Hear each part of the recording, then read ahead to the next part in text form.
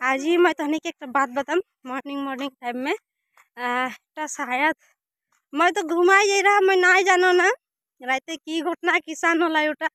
हजरे जखन जे हमर हर जहाँ हमनी रहिला उ घर से मैं जखन हमर बड़ो घाटा में गेलो देखलो दीदी मन के चूल्हा घर पूरा फाइन जाए गुलगुला ले देख के बेया लागलाई काहे कि दीदी एकला है। हेलो अलग शौक लागलाई तो माँ बताते जे बांदर आए रहा पल के কিন্তু বান্দর একটা ঘর ভাঙাই পারি নাকি তো নিয়ে बताओ तो। हाँ मैं तो आश्चर्य लागलाई माने अला हमर कोना के आदमी गिला जे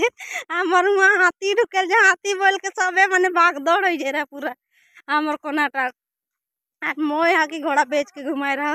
कोनो के रुचिते नहीं घर भांगला कोनो का होला मोर खाली घुमा रहा हमर कोना पूरा तबाही मार जे रहा का जे होय मोर घूम के घुमाई कर घुमाई माने तबे मैं रास्ता में ध्यान देम गनी मन के शायद ये वीडियो मैं सांझे छोड़म और एहोटो बताई देतो सांझे मोर लाइव वीडियो के माने ब्लॉग वीडियो के देखबा लाइव तो मैं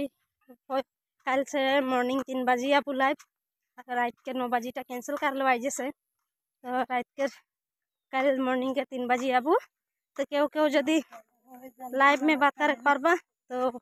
आ जाबा। Bye bye.